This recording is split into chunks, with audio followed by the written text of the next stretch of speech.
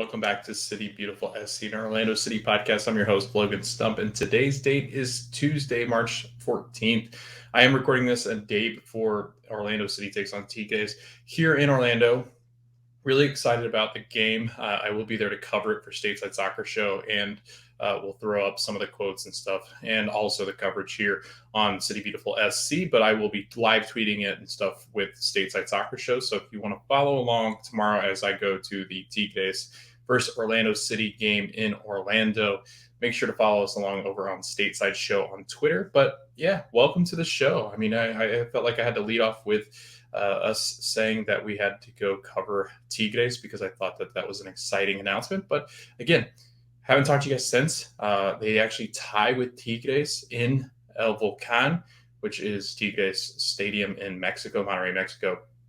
They were down there last week and put on a great performance. I've had some wedding duties that I had to attend to from Thursday up until yesterday. We recorded Stateside Soccer Show, so I was not able to jump on this podcast and really go over the results of the weekend and also the Tigres and Orlando City game from last week in CONCACAF Champions League. So I thought I would jump on here, kind of go over it. Not a lot to talk about in either of the matches, but just kind of some overview and some talking points that we can kind of talk about to lead into tomorrow night's match, 8:15 Eastern time. It is on FS2.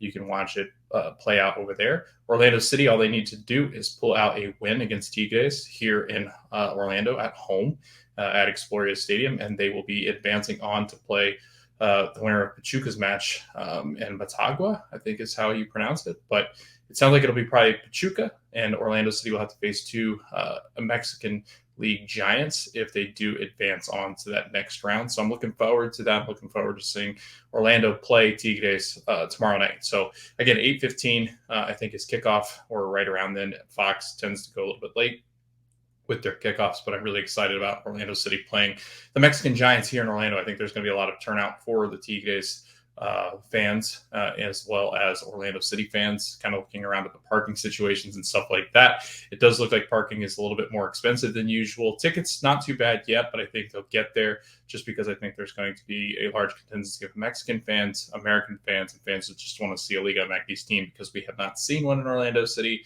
play against the Lions. So I'm really excited about seeing that match. Let's just kick it off with that match last week. Mexico is where we went, and Mexico is where we're coming back from with a nil-nil draw. And I thought it was a massive result, biggest result I think that Orlando City has had in their history playing in the CONCACAF Champions League. I thought that it was a massive result. I think people around Twitter, around MLS are just a buzz because it was the best result of the night. Playing in CONCACAF Champions League. Austin did not fare very well. Philadelphia tied with Alianza. You had Austin get absolutely smashed in by Violet. And then Vancouver absolutely smashed in. I think it was Espana, I think it was called, is the team that they're called. But yeah, overall, I think Orlando City had the biggest shock and surprise of the night, being able to go to El Volcan and bring out a 0-0 draw when you had Gignac, who played extremely well. And again, starting out the first half, Orlando City, I thought, was very much on the back heel. I thought Tigres created really good chances, but Orlando's defense is just so stout, and they're playing so well this season to start out. They've got a healthy Robin Janssen, so that's really helped kind of pair with Abdi Salim, and they also pair him with Rodrigo Schlegel, and they've kind of had that mismatch pairing of whoever is going to play next to Robin, just based on the actual game itself. Rodrigo started in beside Robin Janssen, and I thought played really well as well down in Mexico. And then you had Pedro Galese, who was the man of the match. I thought that he was phenomenal, and everything about El Pulpo in that match was just phenomenal. He made some of the best saves that I've seen him make as an Orlando City player. The Peruvian goal stopper was absolutely just standing on his head, stopped every kind of goal chance that Tigres had that night. And I thought, overall, it was just a really good defensive effort. Mikey Holiday played really well in a really tough environment. I mean, the kid's only, I think, 20 years old. Let me look at how old Mikey is real quick, just because I always just guess. Yeah, 20 years old. So he is 20, but has played really well. Luca Petrasso has played extremely well, and I think he fits really well in Oscar Pareja's system as a left back. I thought that he looked really good, very stable on the left-hand side. Actually, joins in the attack pretty well and complements Arujo on that side very well when they have the two defensive midfielders. I thought Mauricio Pereira was really good, played an extremely good defensive midfield, kept Tigres at bay. And I thought with Gignac, the way that he played, the way that he kept getting in the box and not being able to score and complete a goal scoring action, it was just great defense, honestly. And Pedro had some of the best saves again, like I said, but most of them coming in the second half when the game really opened up. I thought Tigres and Orlando City started to kind of open up and get some more chances as the night went on. Orlando City, though, just really having a tough time creating right now.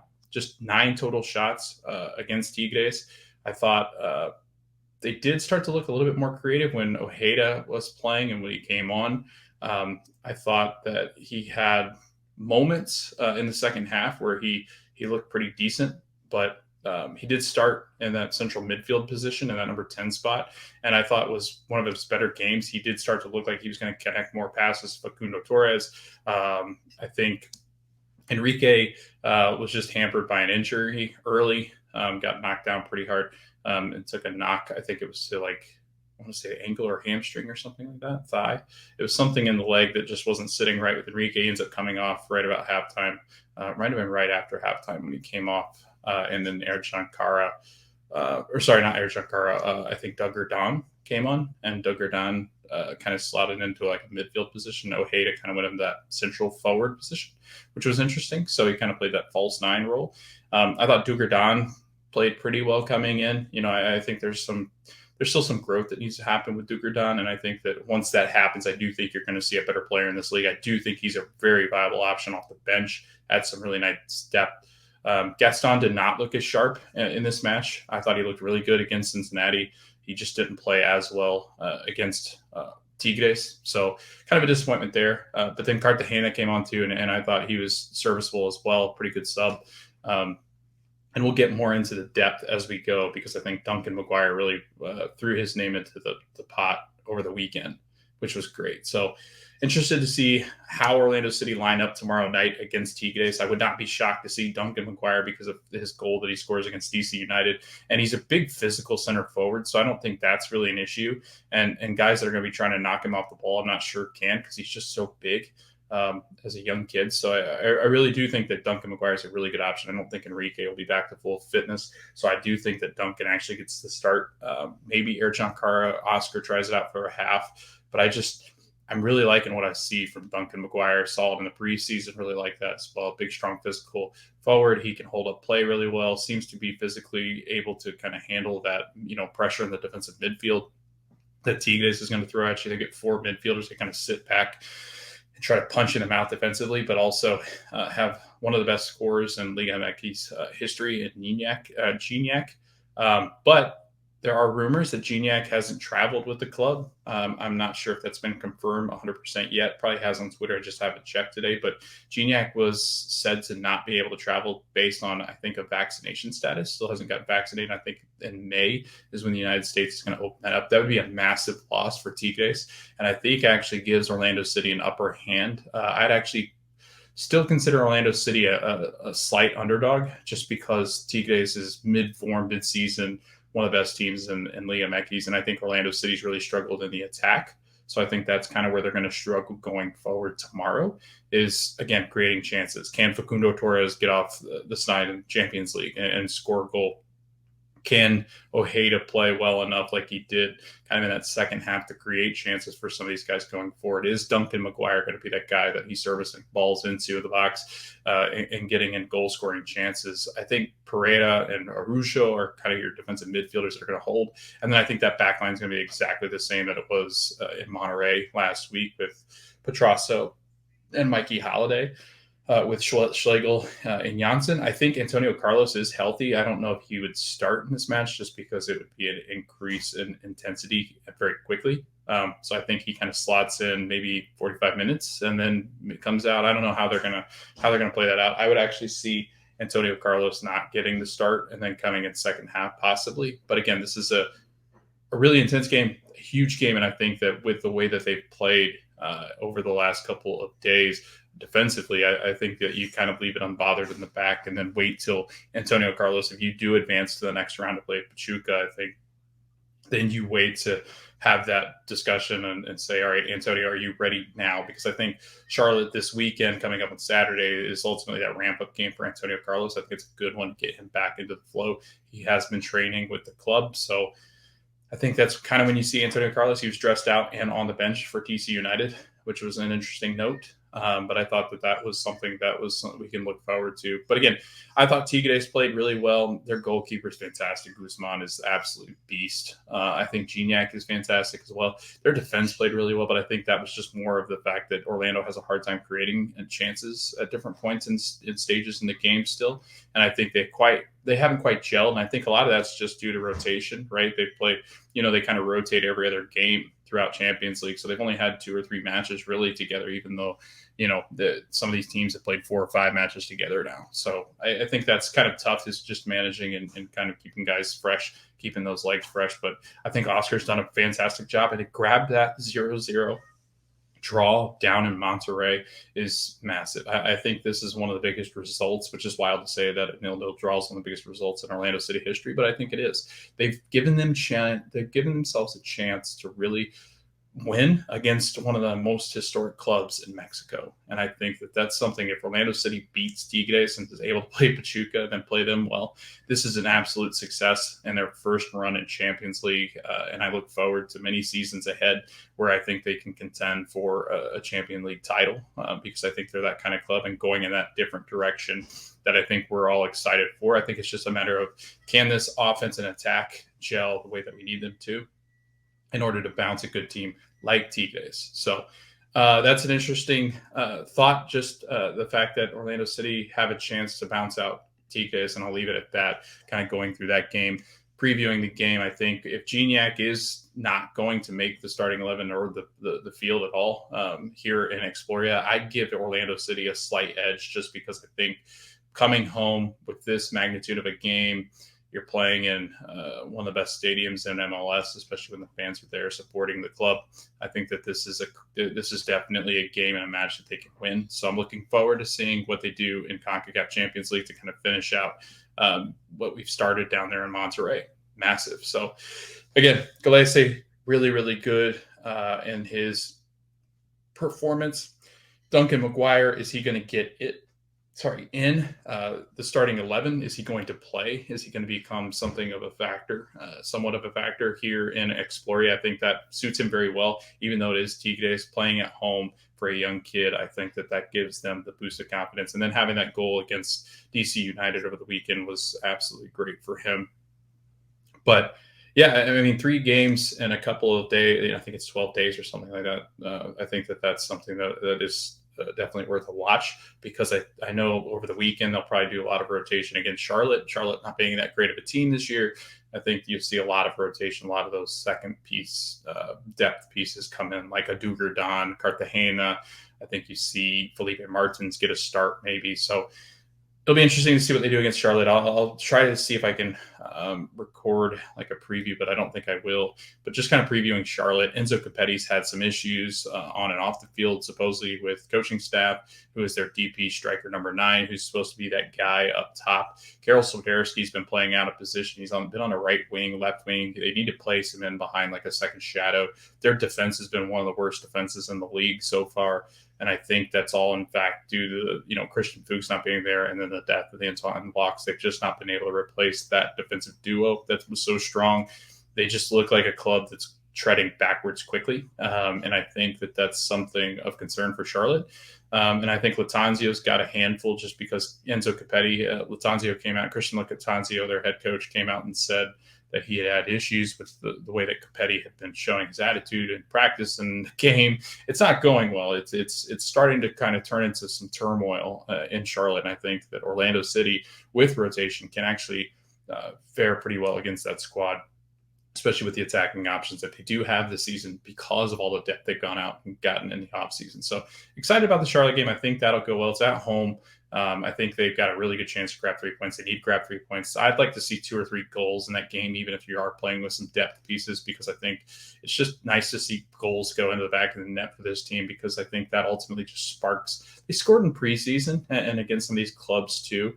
So I don't think it's an issue of can they score. I think it's just a matter of when they are going to start scoring and doing it in MLS and CONCACAF. And I think tomorrow is a really good test. If you get 1 or 2 goals against Tigres, I think you can pat yourself on the back. Look forward to that momentum going into Charlotte over the weekend. But over the weekend, we also played DC United, got a 1-1 draw. I didn't think it was that great of a game. I thought it was pretty lackluster from both sides. DC dominated possession. I think they had like 60-some%. Orlando only had 37 or 38% possession. That it wasn't a great game for Orlando City. They did create some pretty decent chances. Duncan McGuire, I thought, finished really nicely. That's not really a tough goal, but it's one that as a young kid you might not finish that run towards the box, and therefore you don't get a goal. And I think that's something that Duncan does extremely well. He just gets himself in dangerous positions.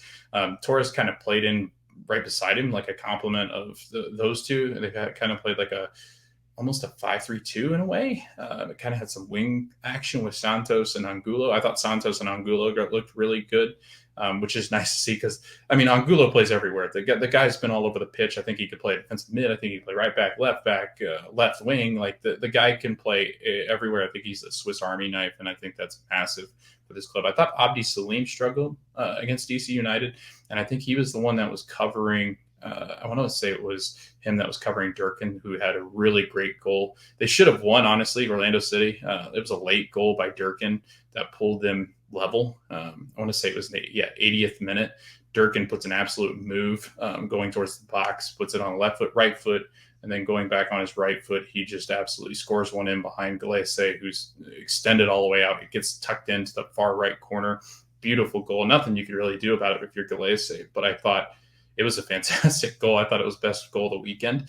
So again, you get beat by that kind of goal, that stuff happens, and I think that is exactly what did happen. I thought Orlando City first half really did not look like a team that was going to be threatening in the attack. Same thing at kind of the second half too, but they do get some chances in the second half because the game does start to open up a bit. If you look at the stats of the game, their expected goals was 0.68, which is not good, but they had 9 total shots, which was an increase from what they had, I think, against Cincinnati, who they had 3 or 4.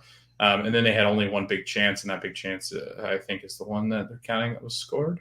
They did foul a ton, 14 fouls. Pass accuracy is where it's concerning, and that's where I think Orlando City's really struggled here early is just pass accuracy. I know Martin Ojeda has had a really hard time connecting with some of these attacking pieces that we have, but I think that's mostly because he's just not gelled with his team. He's not quite gotten into the flow of how Oscar runs his system and this formation that they're currently running. And I think that's ultimately who's going to propel them forward. I think Martin Ojeda playing well is going to propel them, along with if Duncan McGuire actually gets the playing time, because I'm not convinced that Ercan Carr is the answer. I'm still really doubting his abilities to play in this league. I don't think he's adjusted very well. I don't think this system fits him very well. And I think Duncan, it actually does. He's kind of more like DK, where he was much more physical in the box, waiting on the end of passes. Ercan Carr likes to get sucked up way upfield sometimes. And it's almost like he's playing a false 9 position, and he's not great at delegating and distributing passes. So it's kind of hard to really judge Ercan because Ercan just doesn't get to the positions in which Duncan does, because Duncan's quick and he's strong. Ercan's not really quick. I mean, he's kind of fast, but it's not like anything that's blazing that's going to get through and break through lines. And he doesn't really do it often. He doesn't get behind that back line too often. So I think that's something that you when you're looking forward to the matches coming up, I think Duncan McGuire's got to get some playing time. We got to see if he's the real deal. If the young kid's going to come in and play better than DP, then, it sucks to have a DP wasting all that money sitting on the bench, but he's a nice option to have in case Duncan does go down or Enrique's not, fully fit and able to play. So I think that's something that Oscar Pereira is going to have to look at and say, hey, is this something we can do as far as going forward, is playing Duncan McGuire kind of in that striker position? Because I can't really think of them taking out like Martin Ojeda or like an Angulo or Dugardan or somebody like that out of the rotation on the wings, because I think that they've played well, Luca Petrasso and them. I just think that there's a lot of positions where, they're eaten up. And I think that, getting guys into the flow and ebbs and flow of that attack is important. But I'm just not sure Ercan is in that same category, in that same bin, right? Because I I don't know, not been impressed. And he had, I think, 11 goals last year, so a decent output, but not of TP caliber. I think you need 15 to 18 to really kind of justify that price tag with a lot of help in the attack, and you're 6 or 7 assists deep. But I just don't think Eric John's ever going to get to that. And I think it's mostly system fit. I don't think it's player fit. I think he's a good player. I just don't. I'm not sure, and I'm not convinced that he's really the player that's going to propel Orlando City forward. And this is probably going to be a really short episode just because there's not a ton to talk about because it was a 0-0 draw against Tigres. We played well defensively. Pedro Gallese played out of his mind. He played well against DC too. He's just turned into one of the best goalkeepers in this league. I think he flies under the radar because Andre Blake gets a lot of the attention. Pais, Petrovic. I think there's a lot of guys in the league that were better than Pedro, but I think Pedro is due the same kind of credit that like an Andre Blake is because I think El Pupil is that good. I actually think that Orlando City's defense has kind of let him down in different instances where, Andre Blake has Klesnes and Jack Elliott in front of him and Kai Wagner. And I just think that Pedro's just kind of flown under as like the third or fourth best keeper. And I think he's up there with top 1-2 goalkeepers in this league. And I think you saw it against Tigres, just how good he can be. So that's exciting. Pedro's absolutely tearing up. Defensively, we look so good. I'm so impressed with how we look defensively, especially with Antonio Carlos. We've only given up one MLS goal, which is tied for, I think, second in the league because Nashville hasn't given up a goal. But in 3 matches, just give up 1 goal, and you've only played and you played Cincinnati, who was on was a scoring machine last year.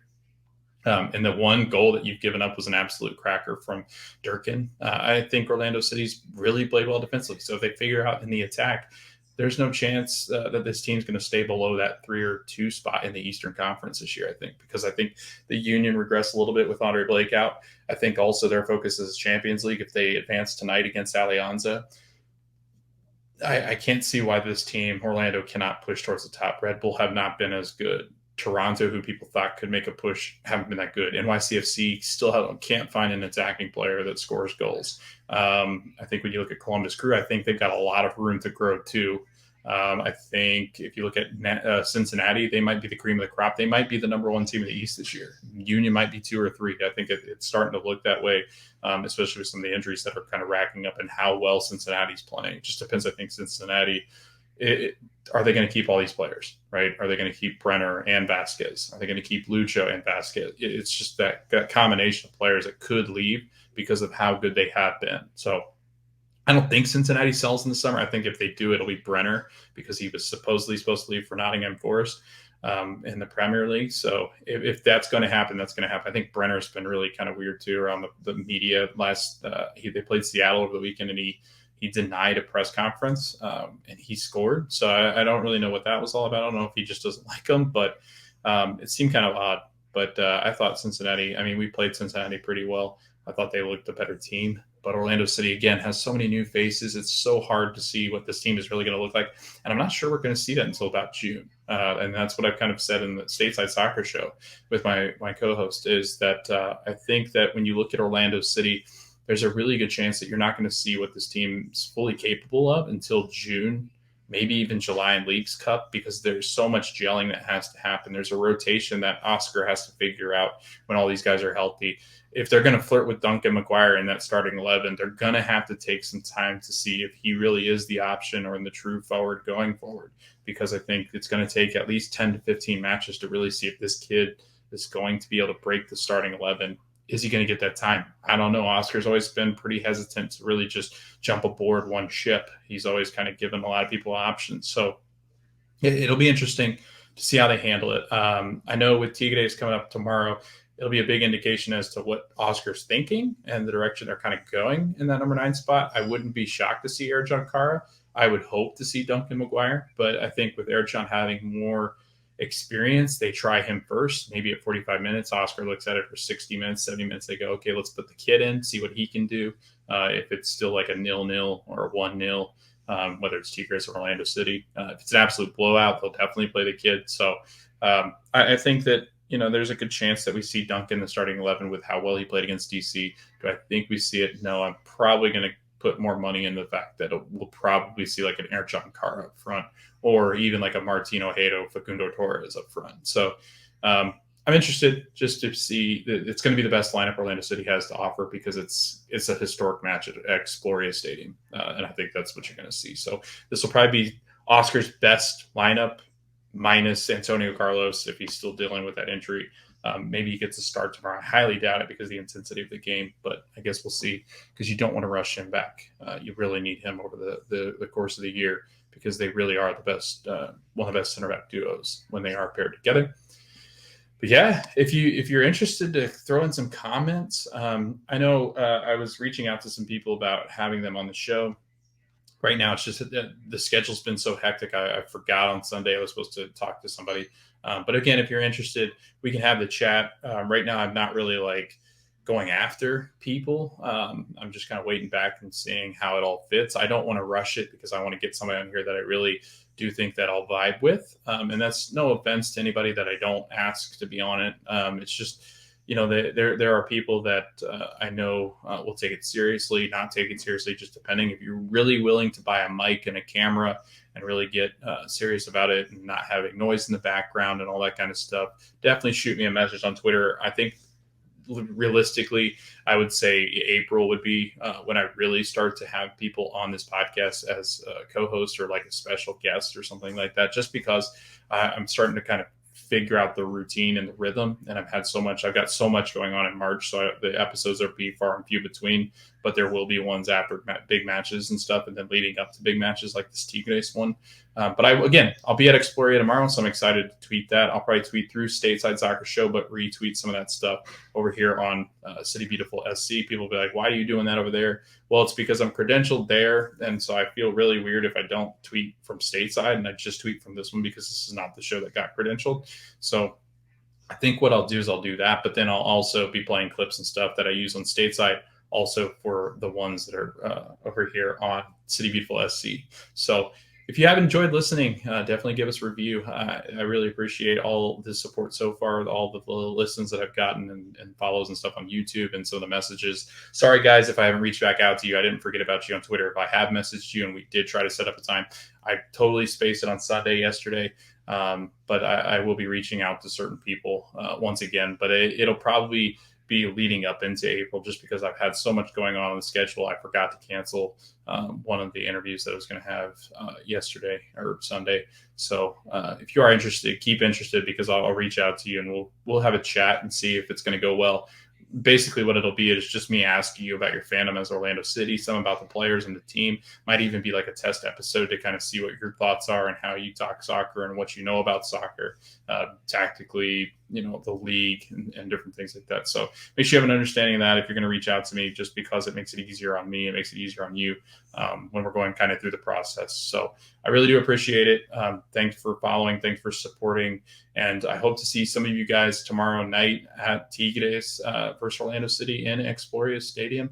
And if you're listening to this, definitely like, subscribe, follow, share with your friends, tell all your Orlando City friends. And we will see you guys. I'll probably do another episode either end of the week or probably on Sunday to wrap up this game and the Charlotte game, just because it's been such a time crunch here with me lately. But April will be totally normal. We'll have some regular episodes and stuff like that after matches. And it's just been kind of weird with all the scheduling and stuff like that I've had over the last month. And it'll be all the way through March. I've got a hectic time. So again, thanks for your patience. Thanks for listening. And we will see you guys on the next show.